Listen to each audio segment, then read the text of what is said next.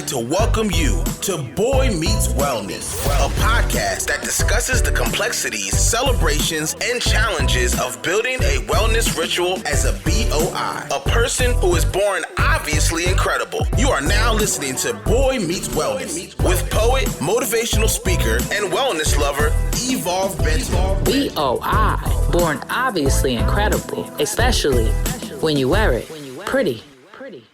Hello, Boy Meets Wellness community. We're super thankful for everyone who has supported Boy Gear. All of our hoodies are 40% off at boygearstore.com. That's BOIGEARSTORE.com. We just dropped some really dope hoodies that say Money Making Marathon on them. They're our limited edition MMM brand. So if you're down with that abundance life, go grab a few of them. Enjoy the warmth and the sale. Today's episode features Kiara Lee. Kiara has been an advocate and activist focused on ending oppression and violence for over 10 years. They're passionate about creating more opportunities and outlets for collective healing and liberation.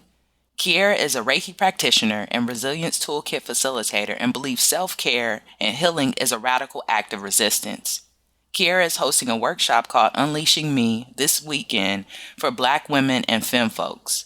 Come through and get your healing on, literally, y'all, this Sunday. The registration will be in the show notes. If you don't identify as a Black woman or femme, please donate to the space or donate to a Black woman or femme in your life this week. Before we jump into today's interview, I'd like to drop the wellness tip of the week with you. The wellness tip of the week is to find some time to go within. Many people call it meditation, but even if you don't believe in the practice of meditation, you've got to know that internal thought is the beginning of healing any external situation. You can start with 5 minutes a day where you sit in silence, sit with your own thoughts, no distractions, no TV, no social media, no family, just you, your spirit, and the moment of silence to reflect on your internal narrative. Listen to the words you use to describe your current situation.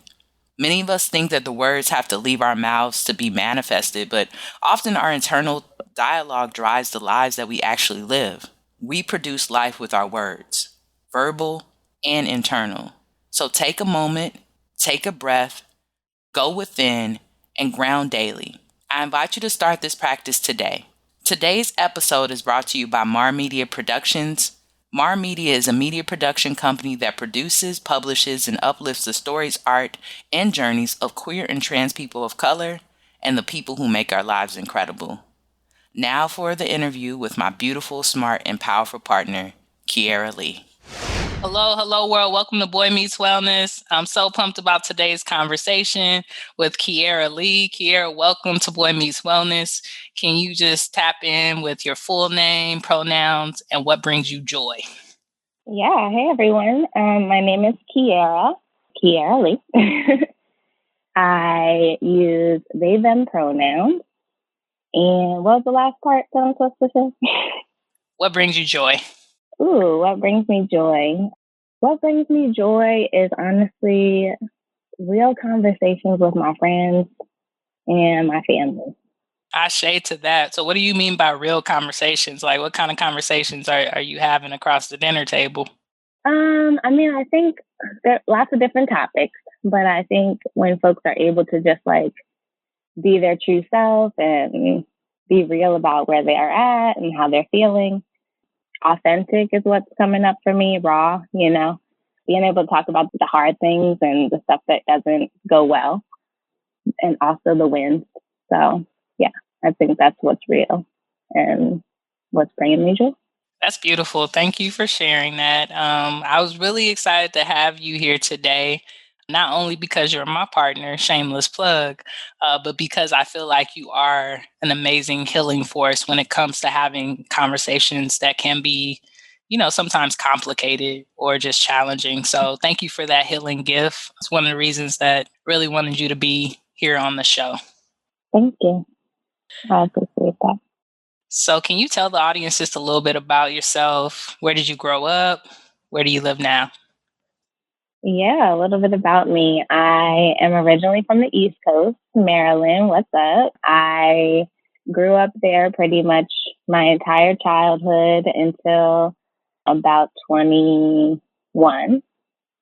Yeah, 21, somewhere around there. I moved to North Carolina, lived there for a few years for grad school, and then I was just like, no, this isn't really for me. As a 23-year-old, North Carolina was a little slower than what I was looking for. Beautiful, great food, but a little slower than what I was looking for. And so I kind of had the opportunity spring up to come to California and just took it. Now my background is in social work. I am in higher education and I work with survivors of violence and lead a program in higher education around that and supporting survivors. And I am moving into and blossoming into more of my healing work. So I have been doing healing work for a long time, but really seeing that as an extension of myself and something that isn't just connected to my 9 to 5, but also something that I do 24/7. I mean, if I'm sleeping, I'm sleeping. But like other than that, I feel like I'm engaged with healing in some type of way. And I'm really thinking about how to integrate that into my life and into the folks around me and my clients. And so right now I'm exploring the possibilities of this gift and trying to find ways to share it with my community, specifically Black women, femmes, people of color, non-binary folks, wanting to make sure that they have, access and are centered when often that they are not. So that's where I'm at right now. I say to that. So let's back up a little bit. You kind of sped through on me real quick. You said you from the east. You're from the East Coast, which I know. But what's the best coast? Is it the West Coast or the East Coast? There's great things about both of them. What I'm really loving about the West Coast is weather. I really don't miss snow, and I don't miss kind of like seeing the same things and being around the same things, right? Because I did spend a significant amount of my life there. But I love the West Coast because it's warm. I love the West Coast because the beaches are so accessible, and I love being with water. So right now, the best coast is the West for me, but the East Coast will always have a place in my heart. I just won't probably be living there for an extended period of time because winter. Can't do the cold. We can't do the cold. I hear it. So who are the people in your life that make your life incredible? If you had a gratitude list, who would be the top 3 folks on that list? The people in my life that make it incredible. First and foremost, my babe, you. Yes, you are just honestly on my gratitude list every night, every morning. I'm just grateful for the ways that we've been able to love on each other, to grow together, to heal together, to talk about the things that you just wouldn't be able to talk about with a lot of different people. I'm just grateful for our connection, for the ways that you motivate me, the ways that you remind me of my power. And just you are just amazing. You inspire me in so many different ways. This podcast inspires me, your book, all the amazing work that you're doing, the Speaking for Profit course, just seeing that makes me know that we got this. We got this, and our life together is abundant and blessed. And being able to have that and know that and have that vision with you, it just continues to unfold and be what we thought it was going to be. And so I love watching that and being with you on this journey. So first and foremost, it's absolutely you, babe.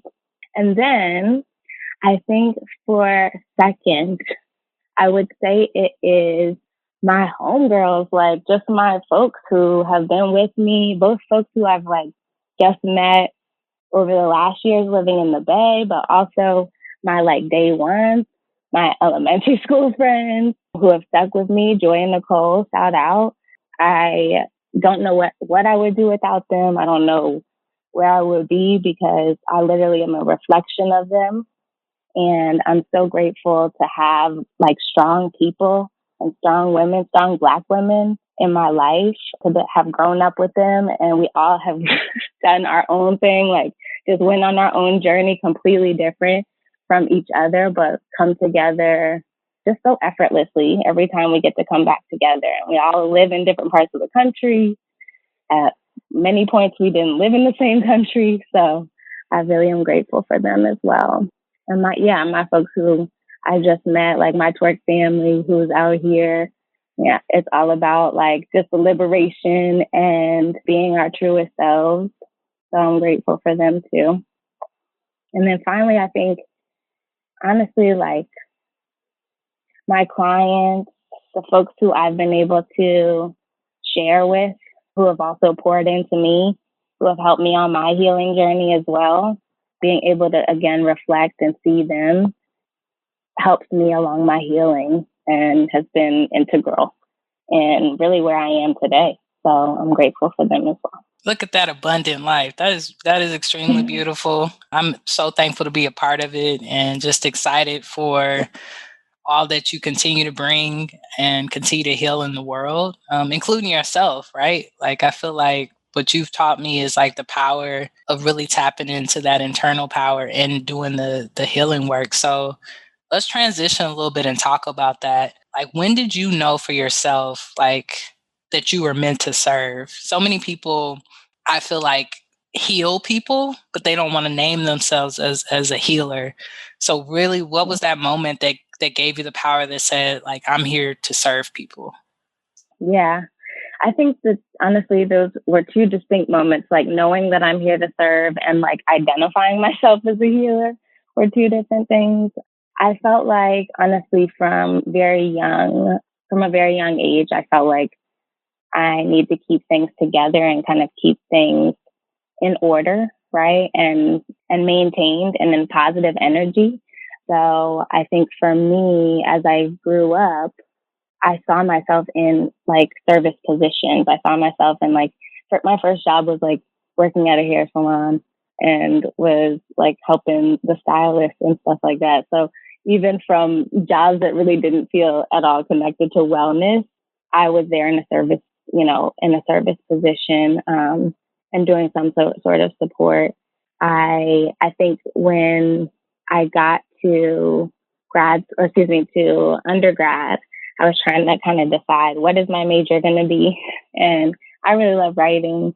So I was like, okay, I'm going to be an English major because I really don't know what I want to do, but there's so many different ways you can go.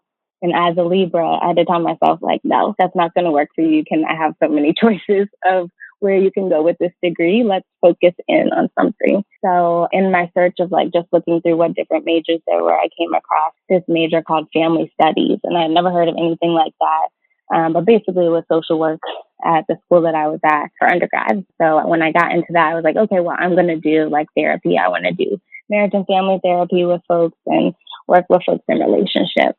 And from there, I think my like vision of what you can do as a social worker or as a mental health practitioner really expanded because I had no idea.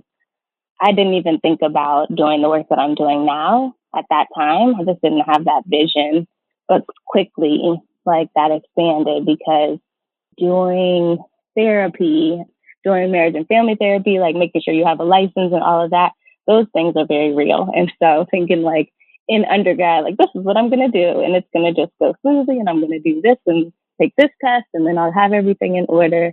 That's not really how life unfolded for me. And it also wasn't what I wanted after I realized, what that was going to look like. So I think that service understanding came really early. And then moving into that healer identity, I feel like I'm still trying to claim that.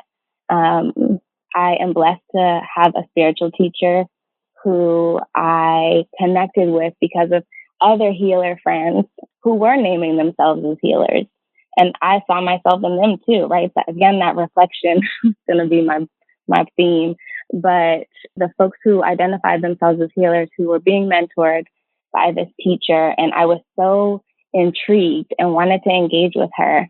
It took me a while to actually work up the courage to do it.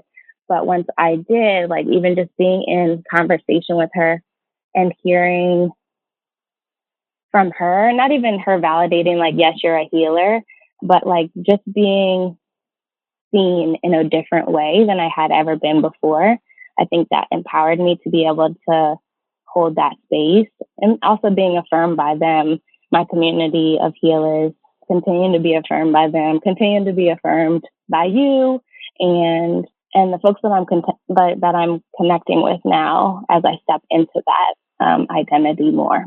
Shay, I think one of the most important things about this work that we don't really talk about enough is like community, right? And you and I have been a part of a spiritual circle for quite some time. What are we on our second or third year now?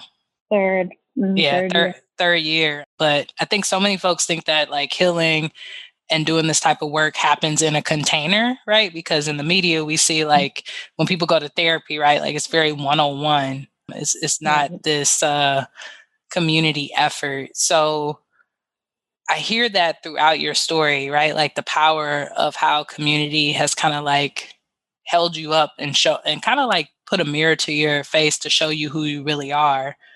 So now that you're stepping into claiming and calling yourself a healer, what are some things that you want to manifest for the folks that you're working with? Yeah, that's a great question. What do I want to manifest? I think what I want to manifest, what I want to femifest, is really being able to prioritize yourself in every day, like in the day to day. I feel like there are so many competing responsibilities and roles and hats that we wear that it can be really hard to even just take a second to know how we're doing.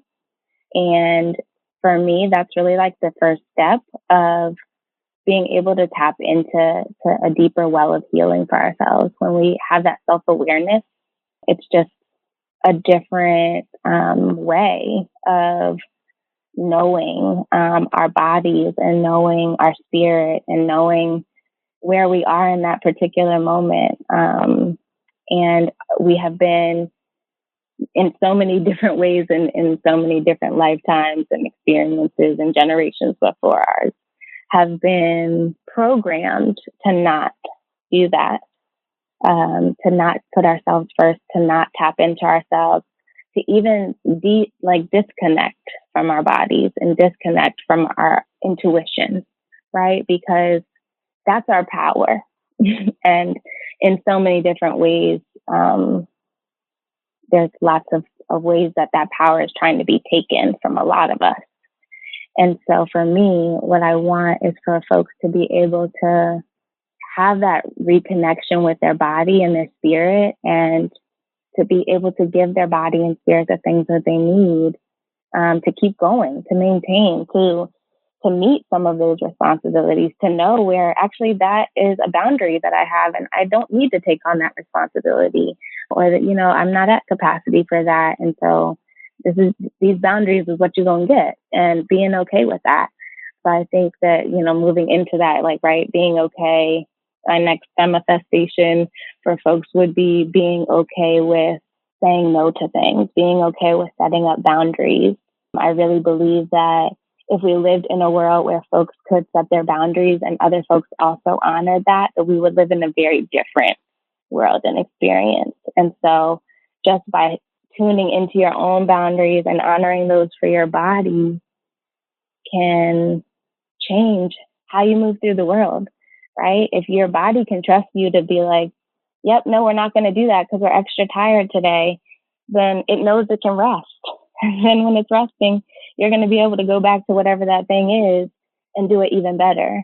I think that the last thing I would want for my folks that I'm connecting with is just collective healing and community.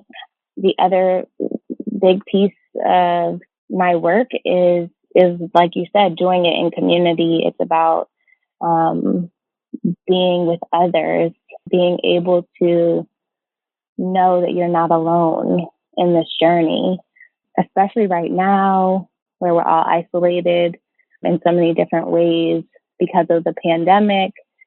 depending on what our home situation is, our home life. There's so many different ways where we have been disconnected from community and the ways that feeds us. And so I really want to be able to bring that nourishment back and to help build community for folks who are feeling isolated or who just need to be with other people who look like them and where a space where they can breathe, right? So that's what I would say is my manifestations for folks and for myself. Snaps to that. We're going to call all that in and some more because I truly believe in it because I'm probably like one of your first clients, right? And I'm just healed. No, I'm just kidding. Healing is a lifelong process, as most folks who are listening to the show know. So Kiara, one of the dopest things that I think you do as a healer is the Resilience Toolkit. This has really changed my life. I think that it gives me tips on what I can use to really take care of myself in some of these challenging moments. So can you tell the audience a little bit about what the Resilience Toolkit is and how you utilize it with the folks that you work with? Yes, the Resilience Toolkit is my jam. It has been one of the most integral tools that I've learned as I've, just been on this journey of healing. The Resilience Toolkit is a suite of mindfulness and movement practices that help folks, whoever is using these tools and practices, to calm your nervous system, to respond when you're feeling triggered, anxious, stressed. So it's really like an in-the-moment tool that you can use when something's coming up for you. I am so grateful to be tapped into this modality because it was created by a Black woman. Her name is Income Indefo, and she's amazing. She's a healer, like all the things. To be honest, like it would probably take me the full podcast to talk about what all she does. But she's so dope, and her just the foundation of it is really listening to your body and doing what it wants you to do. So it's about saying no to things that don't feel good to you, but it's also about doing more of what does feel good. It also is about that self-awareness, right? Just even knowing when you need something, even knowing when your body feels stressed, even knowing when you're feeling anxious, right? Being able to have that kind of barometer on your body and your energy and kind of where things are. And then being able to respond with a really simple and practical tool that in many instances really help to just bring you down just a bit so that you can get to that next thing. It also helps to build resilience in our bodies. So being able to not move through the world in a heightened stress level, just being able to do that, even if we can do just a little bit, just be a little less stressed, that helps us to save and reserve energy and resilience to be able to move through our life. So I really love the Resilience Toolkit. I think you asked me a second question about it. So if I didn't answer, let me know. But no, it's definitely my jam. You answered it for me, and I know that it's your jam, so you get excited. I think the second part of the question was more about how you utilize it with clients. So if you wanted to, or folks you work with, because I know you don't like you using that term, so I'm trying to fix my language. But if you wanted to share a little bit about what that looks like when you're supporting folks, I think that would be great. And just let folks know, how they can work with you to do that. Because, I get to do it for free, y'all, so don't be jealous. But, some people got to sign up for this. Yeah, no, I try to integrate the Resilience Toolkit into kind of a larger framework of really tapping back into ourselves. So my focus really is on what are the barriers for us to be able to take care of ourselves and how can we break those down, right? some of them are things that are completely out of our control, and some of them aren't. And so the way that I see, integrating the Resilience Toolkit, it happens kind of differently depending on the group or the person that I'm working with. I typically, if I'm working one-on-one with folks, we're going to have a kind of check-in together. We're going to talk about how stress shows up in their bodies. We're going to talk about what their current practices are of taking care of themselves when they are feeling stressed or anxious or triggered. And then we're going to kind of move through tools and kind of try them out and see what works for that person. The really awesome thing about the tools in the Resilience Toolkit is that there are times where they're going to work really well, and there's times where they might not work well. And so because there's a plethora of options, you can kind of choose what you want to try. And if something isn't working in that moment, that's okay. You just might not be in a place where that's the tool for you, but it could work really well, later that night. And so being able to kind of like have a menu of options and be able to share that with folks is how I move through that. And then I also really like to tie it again to that resilience and the ways that we can save our energy, reserve energy for ourselves, where we don't have to give away so much, but we can still be really effective and get things done while we also take care of ourselves. And so I really find that these practices and being able to share them allows folks to build that resilience, to save that energy, and to move through their day more liberated, to be honest. Do you practice often on your own? Is it something that clients can take with them and do without you? Yeah. It is absolutely their practices that folks can take away and do, again, whenever things are coming up for them. And the great thing about doing it within, with someone else is like you can kind of just explore it, right?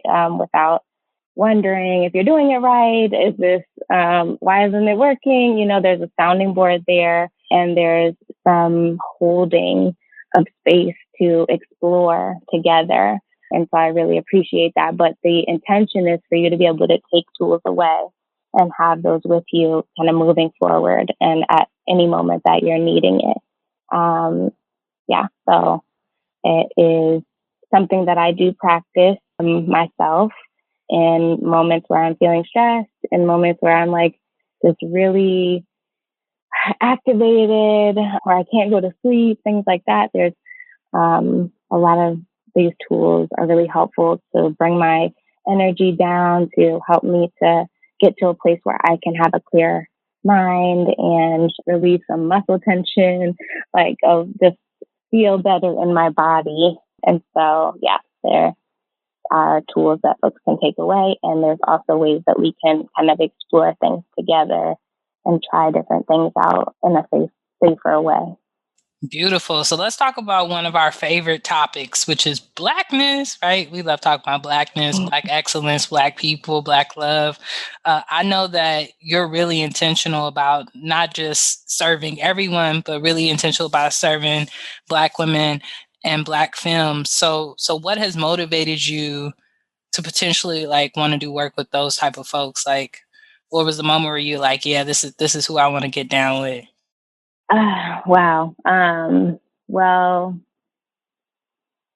I think that I can't even speak to when that came up for me, to be honest. I mean, I would say it probably had to have happened I think more when I moved to California, maybe like North Carolina. I don't know. I feel like I've been working with Black women and femmes in different capacities. But I think when I was just like, I just want to have spaces for Black women and femmes was when I got out here. And not even just for Black women and femmes, but for Black folks, like for us to just have a space where we can be, where we can heal, where we can, again, let that armor down that we have to carry, that we often carry, not that we have to, but that we often carry to keep ourselves safe. Sometimes we have to. Yeah, so I think that it probably happened when I got to California and I just was in a space where Black women poured into me so much that I knew that was who I wanted to pour into, because we often are pouring into each other and often with not a lot to pour. So for me, it's kind of a no question that would be my first and foremost folks who receive, right? Who I want to receive, and who I want to give to. So yeah, I would say. I don't know if that's an answer exactly, but I mean, that's your answer, right? Like, that's what's important. yeah. It's not like it has to be the perfect answer or the answer to anybody else's. It's your intention. And I think that is beautiful that you want to give back, right? To the community that supported you, especially being a transplant and coming to California. California is not one of the easiest places to land, right? And Black women often do. I always say Black women is God because they hold up so much space, but Black folks in general. Yes. So let's talk a little bit. Let's shift just a little. We ain't shifting all the way. How do you celebrate and acknowledge Black excellence? I mean, on the day to day, I feel like just talking about it and sharing it with others, like I love sharing things with folks. Like I get really excited when there's cool stuff to be shared and when we're doing awesome stuff, which is basically all the time because we're always doing awesome things. But I think even on a larger, like, I mean, I can't always, but I will really love to like support folks monetarily. What folks are doing, their businesses. Tell them what you've been doing with the reparations, babe. Tell them about the reparations. You know what I'm talking about? How you collecting it? Yeah, how you collect? Nah, well, that's one way you're doing it with the well, but how you, set out to the reparations, yes. Oh, yeah, recently reparations, yes. Okay, yeah, well, I mean, I'm all about getting the reparations. I'm all about getting us the money that we deserve and getting it from the white folks who have always had money and resources, and also the deeds too. I really want us to get the deeds as well. So I'm calling for that as well. So far, I haven't got any deeds yet, but it's coming. So my reparations, like what I do, it kind of has turned down a little bit. But over the summer, I had just did a call to folks on social media to pay reparations to Black femmes. And what I did was just create a space where they could send money, and then I redistribute it to Black trans women, Black femmes, Black non-binary folks. Also, there was times where I was able to spread that wealth to masculine ascender folks. So just being able to, and all that money came from white folks, and they were sending the money. So that was really amazing to see that the call was responded to, right? And that I was able to support folks. And I probably will be back on that again because that really brought me a lot of joy as well. But the other thing that I do is really try to, I work in an institution and they have money and we need people to come in from the community to pour into these students and specifically to our Black community at that institution. And so, yeah, I like to hire people to do consulting work and workshop facilitation and healing spaces for the Black community at the institution I'm at. And we pay them with the institution's money. And so I just love it because that's where the money should be going first and foremost. So, yeah, reparations. Out here getting this coin, y'all, getting this coin for the people, spreading it out. I always say abundance comes when you give, right? So the more you give, the more you get. So I just thought that was hella dope. And people were really sending you money. Like, I didn't think it was going to work, but it worked. Like, that was just really, really cool. So twerking, I know twerking is like one of your favorite things to do. It's actually one of the things that inspires me the most about you because you just do things with your body that I didn't even know bodies could do. But why do you love it so much? And how has it been a process of healing your body? Yeah. I love it so much because it's nostalgic to me. It's my youth. It's my relationship to Blackness, to our roots. And I feel when I'm dancing and when I'm twerking, and most specifically, I feel like my most authentic self. I feel like my most liberated self. I am not thinking about anything except for my joy in those moments. And so I love to twerk. I love to be in like a circle of specifically Black women and Black femmes twerking. It's just something about that energy of being together that is like super powerful and indescribable, to be honest. And for me, twerking has been healing because there's a way that you have to get into your body to really feel it. And this is just for me. And I'm not speaking for anyone else's experience, but there's a way that I have to get into my body to really feel it. If I'm not like in it, then it's fine, right? It's cool and we're dancing. But if I'm really in it, it's like a full, like I said, liberation. And because there's not a lot of spaces where I feel like I can live in that and have that experience and hold that energy, that is the time. That's the time that I get to feel that. And those times are healing because is the like buffer for having to move through the world where you can't feel like that. It's the thing that keeps me going. It gets my energy. I re-energize when I am twerking. I might be tired, super tired after, but I'm usually like vibrating. My body is vibrating and I'm like just on a high, like a natural high. So twerking for me, like just having to get into my body, having to see my body, because, you know, that's a part of it too, is like watching yourself twerk in a mirror. That's a big part of it as well. Just like seeing what your body can do, my body can do, is healing for me because it reminds me of my power and it reminds me of my connection. Like it's not like I was taught this as a child or anything. It was literally just like, oh, this is what we do. Okay. And like, you just start going.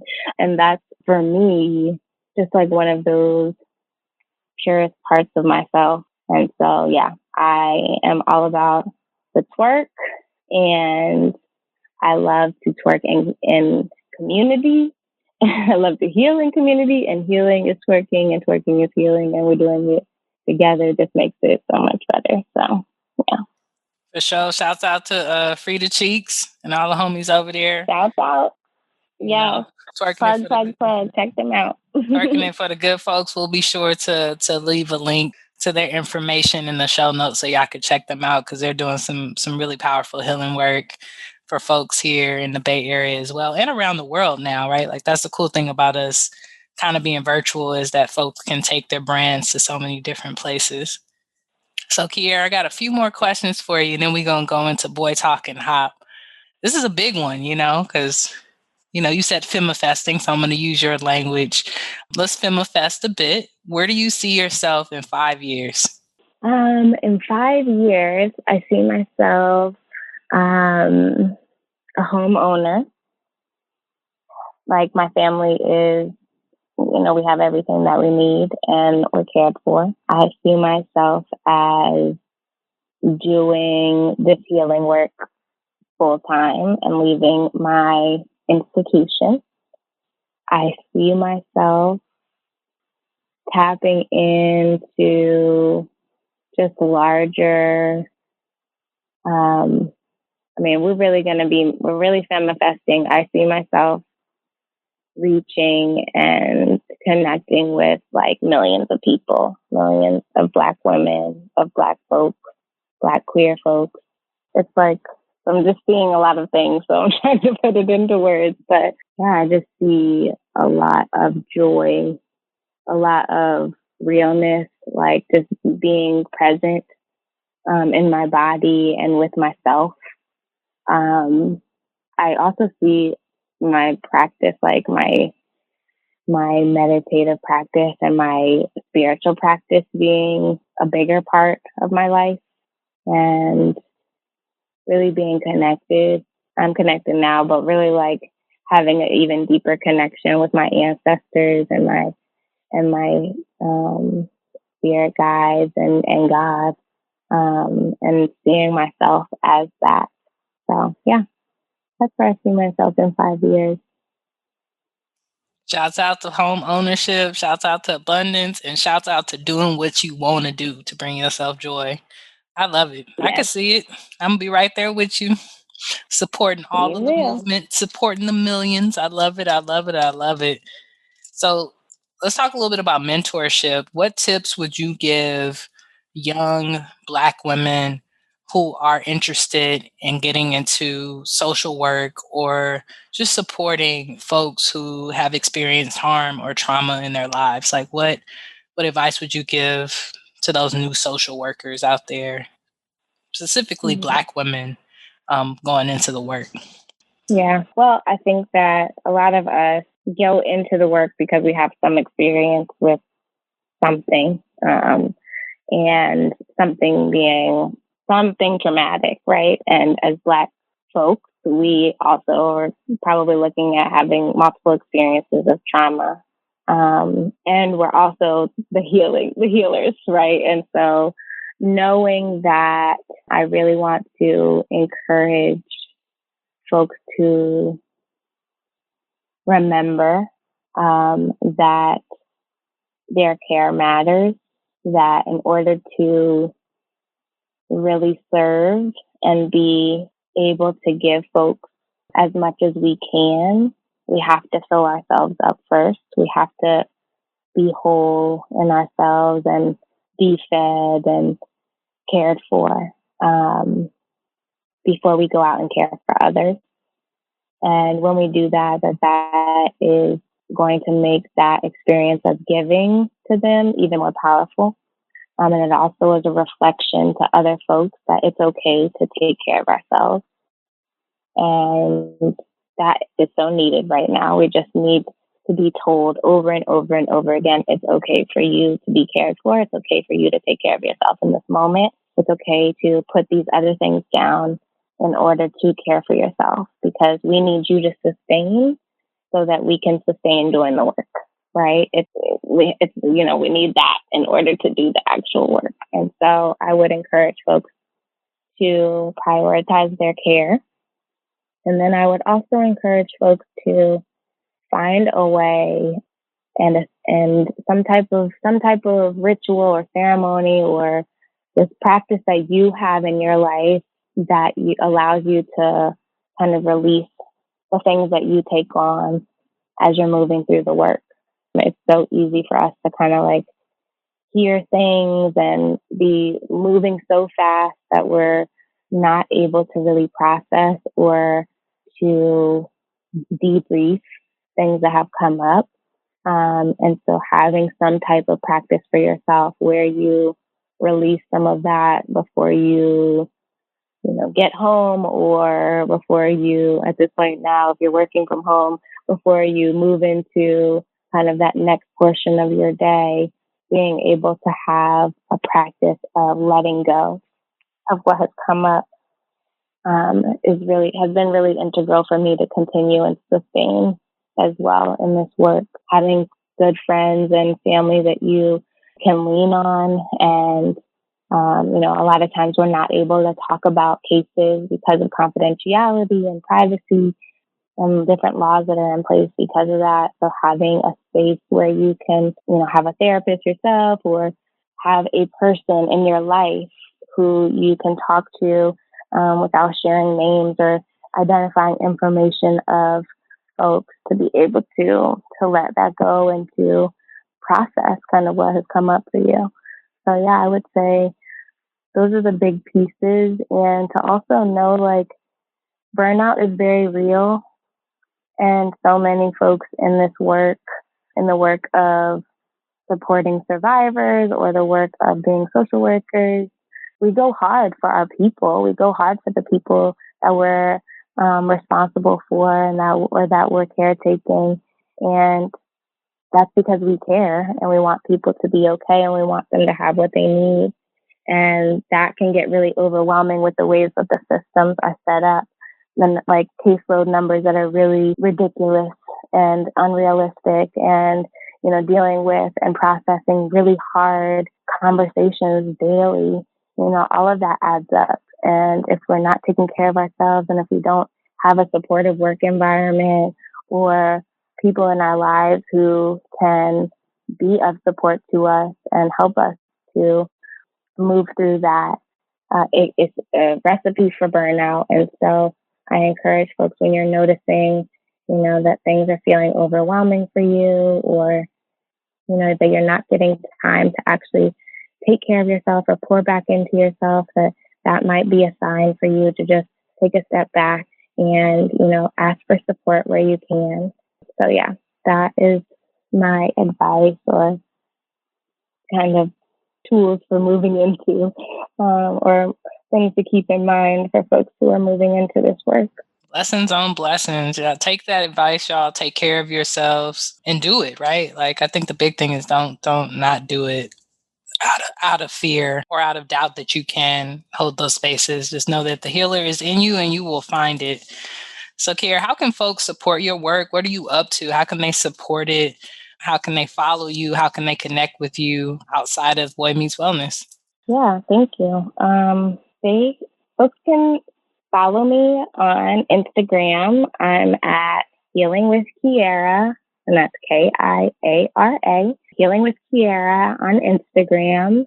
I don't much use the other platforms, but we'll see how that works. I'm also on LinkedIn, so feel free to also find me there.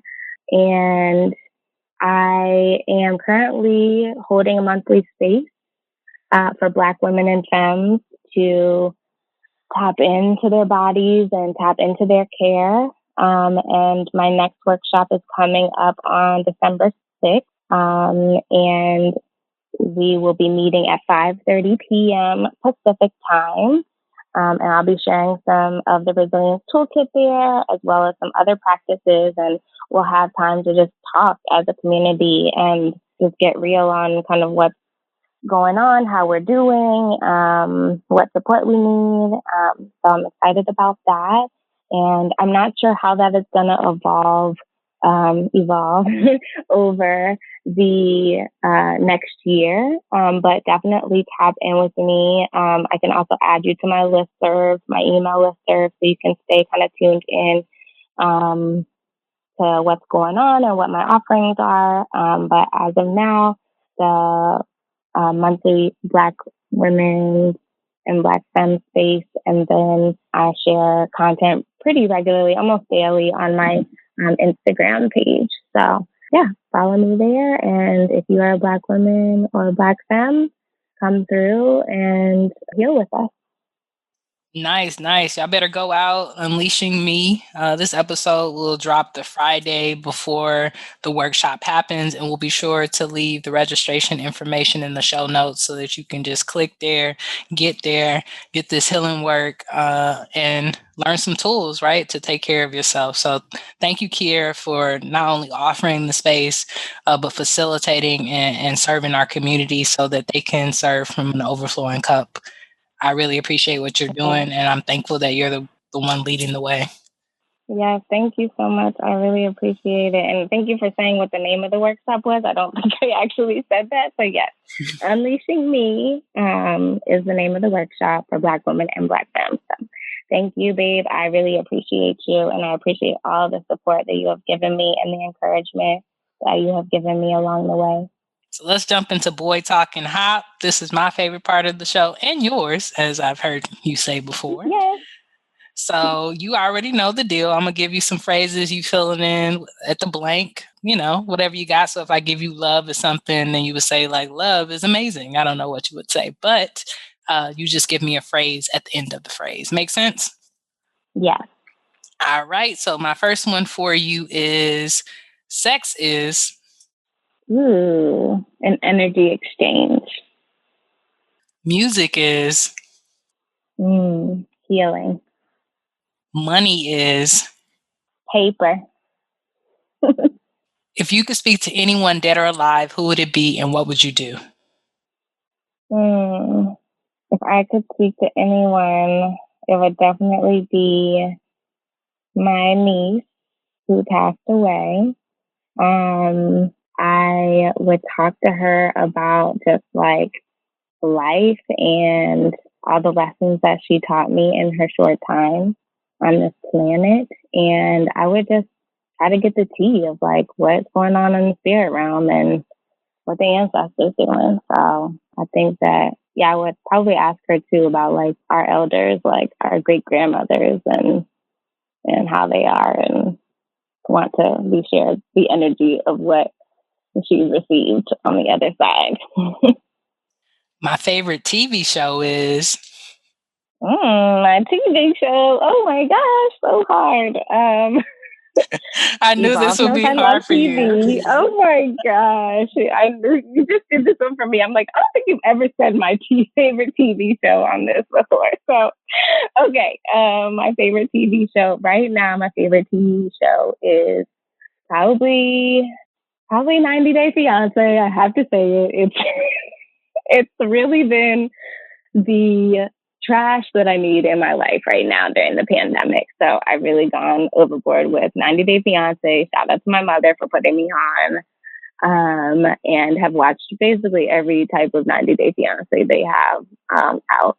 So yeah, that's it right now. And the Family Chantel, which is the spinoff, one of the spinoffs from it. So you know about that one. I do, Pinky Winky. I do. My favorite food is... French fries. My favorite food are French fries and donuts. I really love potatoes, but like potatoes anyway, but French fries are like really dear to my heart. Healing is... Healing is necessary to move, period. Ownership is... our God-given right. And last but never least, Kiara is... Kiara is a healer, a femme, a God, and love. You sure are, my dear. Thank you for coming on the show. Thank you for being here. Thank you for being my support system behind the scenes, in front of the scenes. We've been trying to get you on the show for a while, and I'm so thankful we were able to get this interview. I know it was a fruitful experience for folks, and thank you, thank you, thank you. Thank you. Thank you for holding this space. Thank you for having this platform. Thank you for sharing the voices that need to be shared.